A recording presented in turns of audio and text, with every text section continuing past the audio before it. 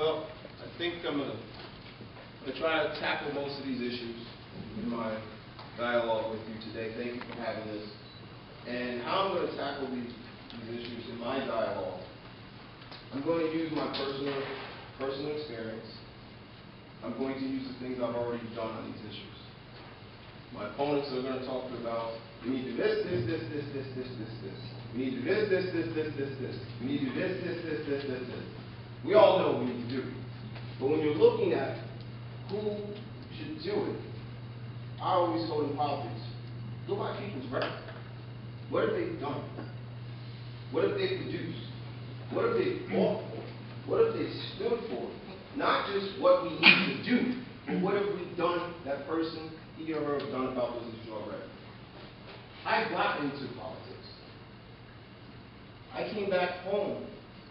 Someone talked about progressive politics. I came back home because we had David Soares running for district attorney. He was running for district attorney based off of the repeal of the Rockefeller drug laws.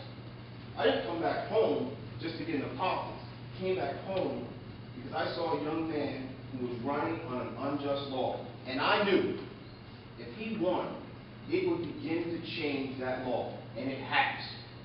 It has. If David Soares did not win that election, Rockefeller drug laws would still be as strong. I worked on that election every single day for 6 months. Didn't take a day off. Because I knew how important that law was. 2, I knew how important it was to this area to have an African American in that job. Why? Because our young black kids were being arrested, were being sentenced at higher levels than whites in this city and in this county, and I knew I need someone in that office who understands what my community that I grew up in had been going through. That I grew up in continuously had issues with the police department, continuously getting frisked, pulled over, and stopped because of the color of their skin. I came back home because I saw an opportunity to present to my community that you can come home and you can stand up. They talked about how do we keep, someone asked the question, how do we keep kids of color in our city? I left because I saw an opportunity here. The only opportunity I saw for a young man of color was in government. I didn't see opportunity in the private sector. Government and maybe working for a not-for-profit. Most of my friends who are lawyers, African Americans, guess where they work? For the state. For the state. Where's the private opportunities in this city, in this county for people of color?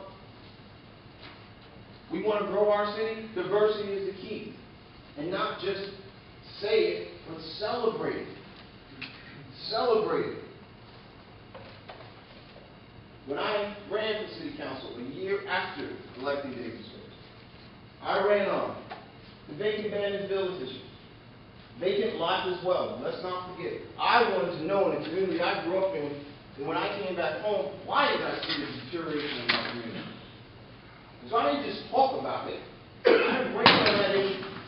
I told my constituents that I was going to put together a plan on how to deal with the vacant abandoned issue in my community, and I won that race.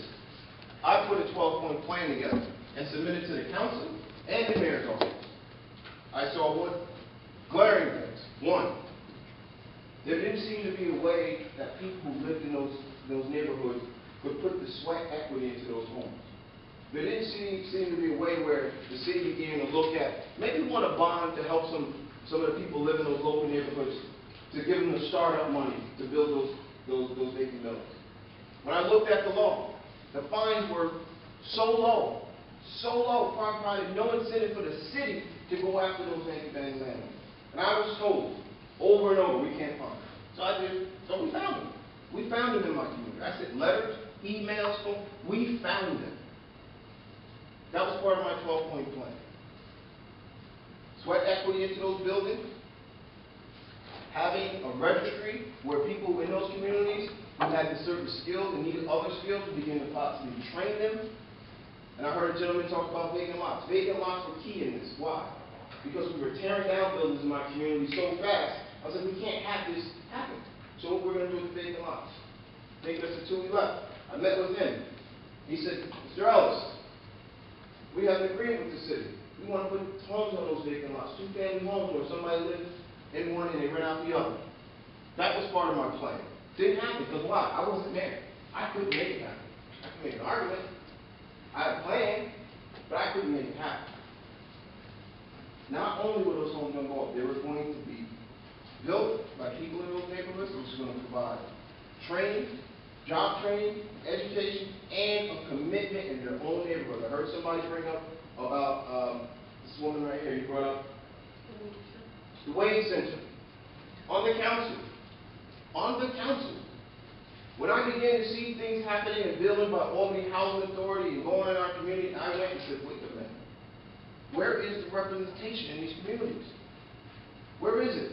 I hear it over and over again. They're building things in our community. We have no access to those jobs. Why? Because the people giving out the contracts, no one held them accountable for. No one. Albany Housing Authority is the one, when they get that contract, the community did not demand, and the community did not stand up and say, before you negotiate with any developers, I want to see their record on hiring minorities in that neighborhood. Didn't happen. I sat in meetings. And I told those residents, I'm not a politician. I'm going to tell you the truth. I sat at that neighborhood association, South End Neighborhood Association meeting, and I told them, you need to ask Mr. Scott, how come the companies he hired have a low rate of hiring minorities? They are the ones who give him the contract. Who's holding them accountable? I did try as a council member. I did. I fought. When people would call me as a council member, when the stimulus money came down, we heard it over and over again. They're building stuff in our community. We're not getting jobs. They're building stuff in our community. We're not getting jobs. I heard over and over, they're not qualified. They're not ready. So I just didn't think about talking about it. So after I ran from there, that's why we started the Capital District Black Chamber of Commerce. Because there was no economic entity in our community keeping track of it. And then being able to say, this is the evidence. Not what you think, but this is the evidence. You have these many jobs and this much money coming in. And there was not diverse population benefiting from the growth. Not enough. Not enough. When we looked at, when I looked at property taxes, everything is too high. Absolutely. Absolutely. We need to generate revenue in this city. Big time.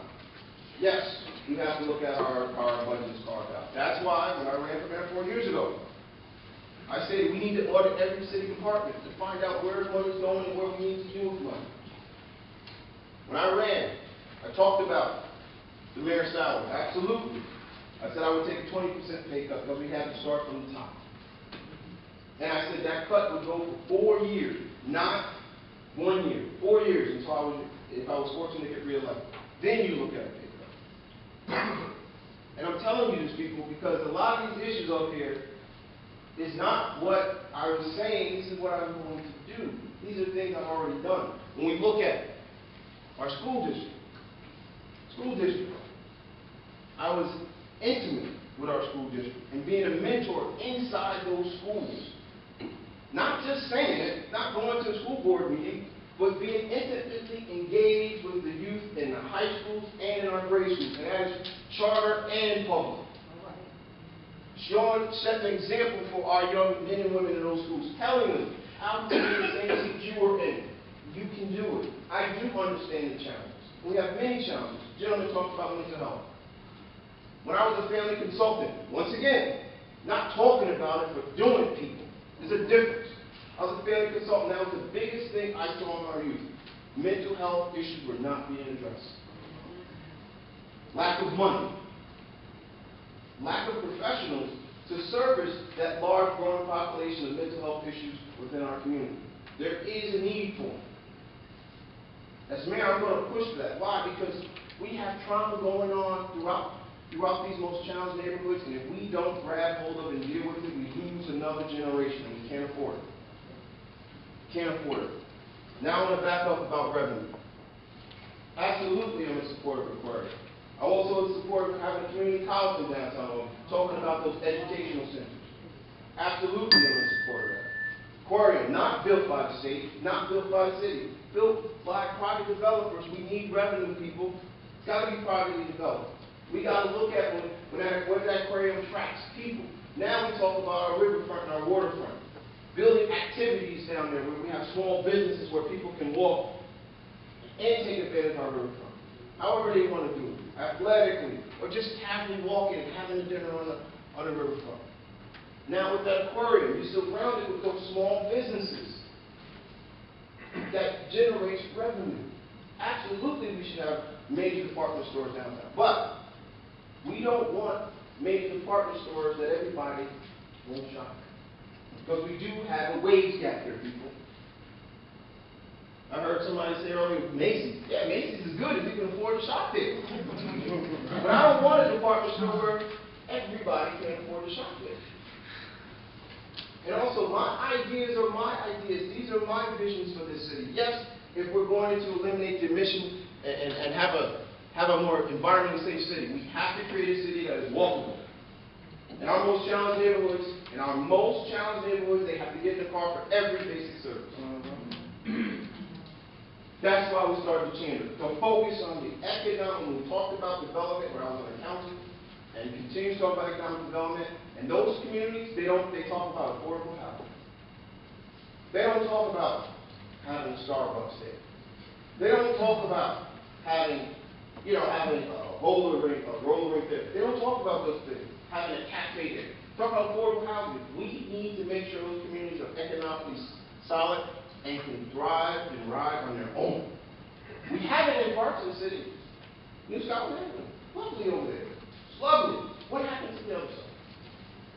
What happened to I've been a champion for the working poor, the working class, my whole entire life and my whole entire career, people. And for some reason, in this mayoral race, people have forgotten that or believe I don't know what. I stood up when our government was not being transparent on the city budget, on our property taxes. I stood up as an independent candidate. That's why I don't get endorsed. Say, listen, why don't we get endorsed? One, Corey can't raise money. Can't raise money. Two, and this shows you the tether of this city. And this is what I smile at and laugh at. I've had people tell me, Albany not ready for a black man. And I said, well, did you check the numbers last time I ran? That was a diverse community that voted for Corey Ellis. Diverse community. Diverse community. Because I was right on the issue. Not that I was saying it, I was already doing it. When we talk about diversifying our city government, absolutely that needs to happen. I think somebody brought up about the Hispanic population. Right now, we have a coalition of the Hispanic population that's working with why? Because they understood when I talked about the city government, you could barely find someone who spoke Spanish. God forbid someone came up and spoke Spanish. We're going to find it. Diversity is the key to growing and sharing the wealth. There's a lot of money coming through the city of Albany. Tons of money. People talk about the opportunities we have with our colleges. Absolutely. Colleges are growing. They're taking up most of our land, most of our property, and we don't get a dime for it. So we're going to generate revenue. We're going to have that honest discussion about what can you contribute. Is that 10 minutes or? No, that's 14. Oh, that makes 10 minutes. One more. I didn't. Thank you very much. You could have added another couple of words. Or you could have added 2 or 3 words if you wanted.